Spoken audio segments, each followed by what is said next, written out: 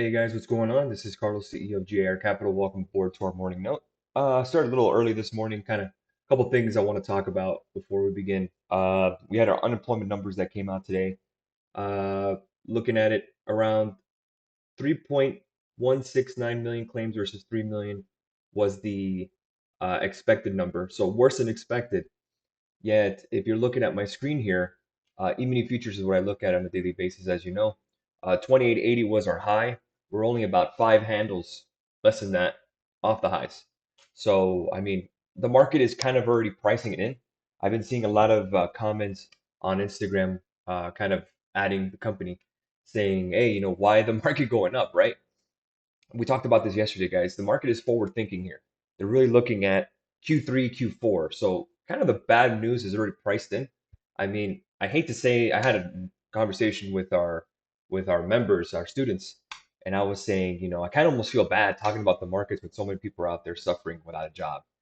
One in five employed people are now without work in the labor force. That's really terrible. This is really unprecedented here, probably since the Great Depression, guys. This COVID thing has really shut down everything. But let's kind of look forward at what the winners are. What's moving? What's winning out there? Biotech, pharma, anything that's dealing with the vaccine.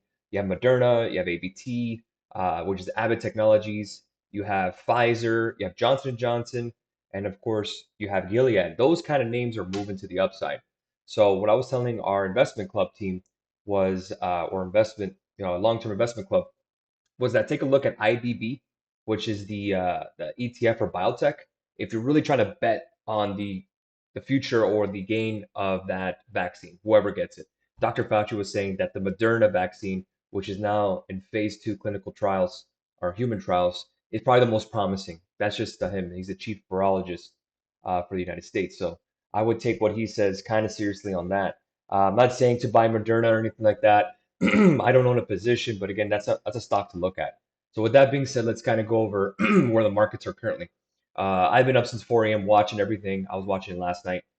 We did tank a little bit, right around 7-ish at night with the an 8 p.m. with Tokyo Open with futures, and then we just get this bump for some reason during Europe session.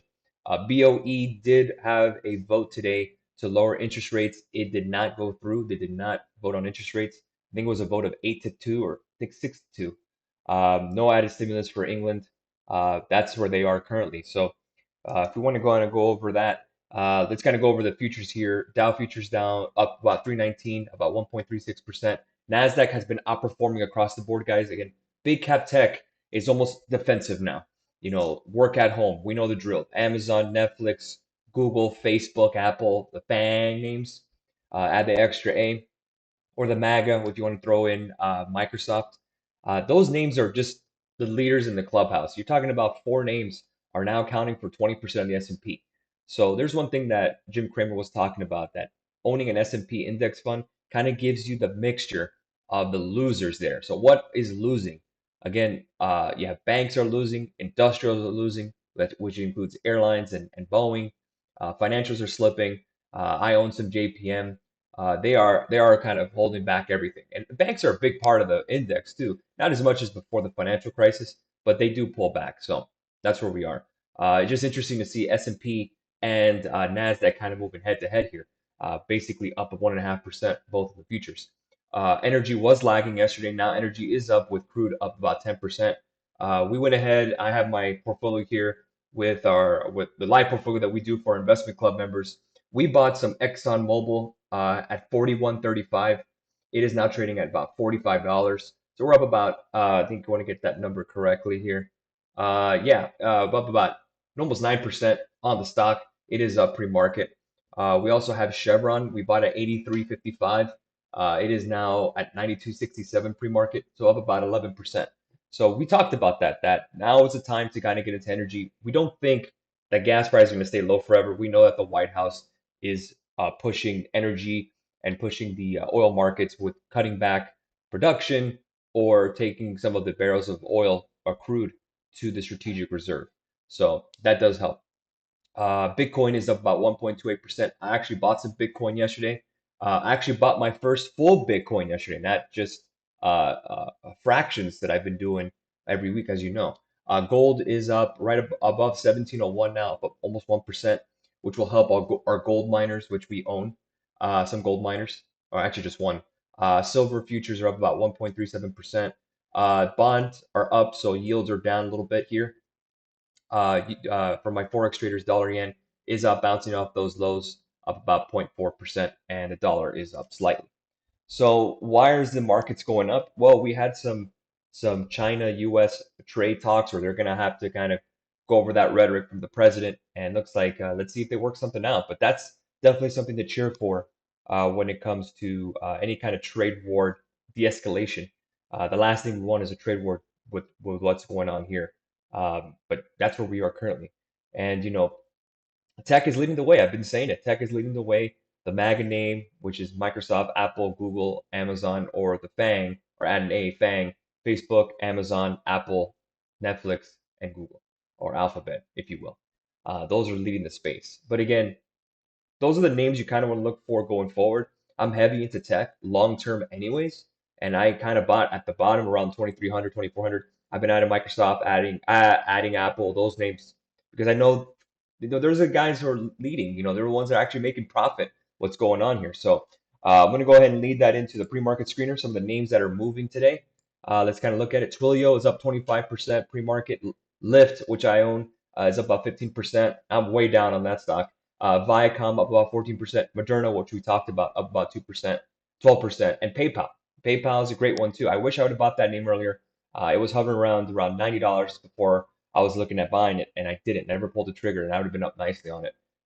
It's up about 10% off a great quarter. Again, their CEO was on CNBC earlier today. A couple of movers, most active movers, Norwegian is up 2.4%, General Electric's up about 2, Carnival's up 1.33. Watch out for Carnival. They're talking about the congressional oversight or congressional hearing with Carnival. American Airlines up about 1%, Occidental Petroleum up 4.7%. Helps that crude is up about 10% now, over 10%. JetBlue kind of pretty much red. United's up, Delta's up. Apple is up nearly 1% pre-market. Uber's up 7.73% with the help of Lyft. Again, those are the really only two in the ride sharing space. So it's kind of like chips, like we've been saying, AMD, Micron, and Nvidia. They kind of move together. Again, the chip space works together. So again, Texas Instruments, a lot of the names out there. AMD is up about 1.36%. Square was down 9% pre-market or after market hours. It is now green for the day. See, that's the thing with earnings, man. Even if you get it right, you can get chopped up with premium. So be very careful. Bank of America is up 1.5% pre-market. So it looks like banks are participating in the rally, which is very nice to see. So with that being said, let's go ahead and answer some questions. Josh asked, do I hold any Peloton? No, I don't. I don't own any Peloton. Uh, just got some news here. I'm going to go ahead and retweet it. Sorry. Zoom acquires Keybase, plans to end-to-end encryption. So I guess that'll help with privacy. Let's see where Zoom is pre-market. Zoom is up about 3.44% pre-market. So there you go. Let's go ahead and take a look at futures one more time. Couple things, couple of names I'm looking at. What we have open. We have open now. We have Apple calls. We have QQQ calls. We have Netflix calls. We have Facebook calls, and we have some Tesla. And Tesla kind of was moving all over the place today. It is greenish pre-market on the ask. It was up a lot higher. It was up around 787 when I was awake watching the news. So again, right now, the Tesla news is the Shanghai factory is closed temporarily. Also, Elon Musk will be on the Joe Rogan podcast again. We know what happened last time. He was smoking weed during the podcast. Let's see what other shenanigans he says. Maybe he talks about his newly born child and the stock price tweets and all that jazz. I don't know. I think it's pre-recorded. It's not live. So that's kind of what I'm looking at. Remember tomorrow's non-farm payroll report. So we're going to see exactly how many jobs were lost or created, more likely lost, and moving forward. So as a company, us with our signals, we've been very heavy tech, and the only trade we have lost so far was actually shorting, which was BABA, and we took an L on it because it soared. So there you go. I mean, even in the morning, excuse me, Sunday evening for our weekly video, I was talking that I was actually even thinking about the market was going to fall man, you can't bet against the Fed here. I mean, it's absolutely insane. The Fed printing, the buyback machine from big cap tech companies. It's hard to short at these levels here, man. It just continues to go up, even with bad news. So, if you're an investor, you're loving it. If you're an options trader, last couple weeks has been very frustrating. But this is just the reality of it, guys. It's very difficult. I mean, there's been a lot of chop. Two big headlines. You could see it here. One, two, and three. Here was the China headline. Here was the Clarida comment. And I think Tuesday morning was just a morning dump in the equity. So we're going to see if we can hold up here. My levels to look at, if you're looking at E-mini futures, is 28.90. I would love to see if we could retake 28.80. 28.90 will be my next level. Once 28.90 breaks, which I have an alert for, we should squeeze above 29.05-ish. Maybe run out of gas there, but 2,900 should be your resistance there. It should squeeze out the bears, meaning they have to throw in the towel, those shorts, and close their positions or trip up some stops, meaning they have to buy, which will continue to go up. Short squeeze, that's what we call it. So that's something to look for. We're expecting a continuation to the upside. The Cena asked about Tesla. Yeah, we just talked about it. Tesla. There were some headlines about the Shanghai factory being closed. What are your thoughts on DraftKings? Jason, with DraftKings, I mean, there is no live sports. Good news is that NBA is talking about bringing some of their players in for workouts. Germany Bundesliga is actually starting back up. French soccer is ending. I don't know about English Premier or Spanish soccer, which I watch, but nothing so far. What do you think about NAT? I don't know what NAT is. Let me go and take a look at it here. I'll go ahead and take a look at my other monitor here. NAT. Get to 2890 and 2900. Right at 2900, then you want to pull the ripcord and kind of get out of your positions. We should be able to get out by then, and we'll be done for the day, basically, in the sense of our positions. And 2900 is that heavy resistance, so be very careful looking forward, and then we could start filling gaps there. Absolutely. But I think 2900 hits first. Thoughts on Roku? Roku does report today. I'm very bullish on Roku. I own shares in it, and I'm actually up about 11% since I bought them. So again, I'm bullish on it. If you want to go ahead and bring up a chart, we can. Let's go ahead and do that together. Let's go and look at Roku. Roku again needs to break that 135.47 20-day high. If we go and bring up a daily chart, again, this is more of a stay-home economy. We know the drill. Stay-at-home names: Activision, Blizzard, EA Sports, Amazon, of course, Tech, Microsoft, Netflix, Zoom. Those names, the ones that actually make money based on being home. Peloton, for example. I'm not going to buy any Peloton. I don't want to own any kind of sports stuff. Again, to me, it's very nichey, so I don't want to own it. I rather own companies that have more stuff to offer, obviously. But Roku obviously has streaming. They actually are offering a new soundbar that includes their streaming platform. Again, streaming is the future. And as cable companies kind of cut the cord, Roku seems to be the leader in the clubhouse there.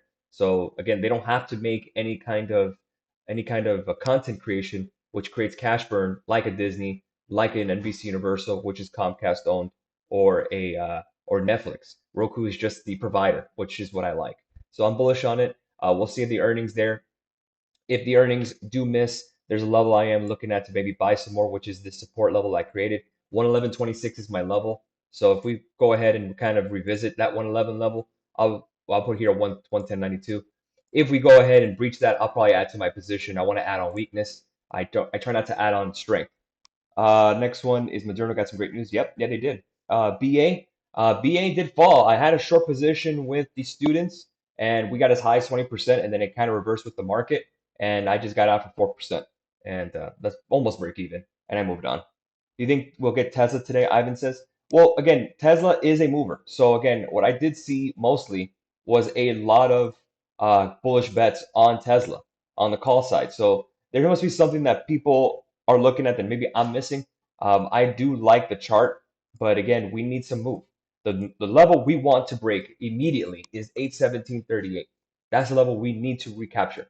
If we can recapture that maybe before 12 noon, that'd be really great for Tesla. If not, then we're just going to have to rip the bandage off and move on. But again, it's been very quiet for that kind of name. MVS merger.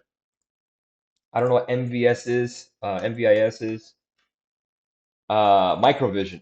Yeah, that's a penny stock, so I'm sorry, I really don't know. But they're down 22% pre-market. So there you go. So with that being said, if there's any other questions, I'll be happy to answer them. That's where we are today. Keep an eye on E-mini futures, of course. I've been also keeping an eye on NASDAQ futures, which is forward sign NQ. Beyond is actually down. Beyond is at 124.65, had a big red candle overnight. So just be careful on it. It's had a big run up. I hate to chase that one. Just be very careful on Beyond if you're looking at it, which I am. But again, it's Thursday. We got to see what we get. But Beyond is definitely getting the boost from the meat shortage that we're getting from like Tyson and all these headlines coming in. How do you determine that 817 level on Tesla? I have it on my level here. You can see it. I'll go ahead and expand it so I maximize this sell. Again, I have this kind of settlement candle here. Obviously, you're not going to use this one, but this was created the next level lower. If we can retake that next level leg lower, which is right now right near 820, then you have to recapture the 886 level, which was what we were looking for. That continuation of that boost on Tesla to the 20-day highs. Let me go ahead and move this here. Let's see. I have so many windows open. Let's get some snipes today. Let's do it. Let's do it. Tesla turned quiet when we got in. Yeah, that's true. That happens. Twilio continuation. Those kind of moves, guys, like Twilio, they usually don't last, especially pre-market. A lot of people take those profits. So I hate to chase here, especially on a Thursday. It looks great. Let's see if we get some volume there, and we'll take a look. But again, these kind of moves, they don't sustain long term. Well, long term meaning for the day. You can always slice back down to below 150. Again, that's a name we usually don't play, but I'll keep an eye on it for the options. ES head and shoulders bearish. I don't see it. Again, I think we're going to get squeezed out with some good news. I guess the unemployment number wasn't as bad as people thought, or the market doesn't care. Again, we could get a little more of a fall. All it takes is one headline, guys, to move the markets. As we saw the last couple of days. So I think 2880 will breach, 2890 will breach, then we'll get out to 2900, and then you want to get the hell out because that'll be really heavy resistance. Ascending triangle. Yep, I see it. You see it right here. This is ascending triangle you're seeing, or it could be a 1-2 triple top if you were looking at that way. But for the most part, 2900 is my resistance. If we hit 2900, that's where you kind of want to get out of any calls because we may reject that again, which we did last time. But again, 2965 is the 20-day high. Let's see what we're getting. Yeah, Zoom is moving. We reported that acquisition of the security company or what have you. So, all right, guys, we'll leave it there. Have a great rest of your day and have a happy Thursday. We'll catch you guys tomorrow.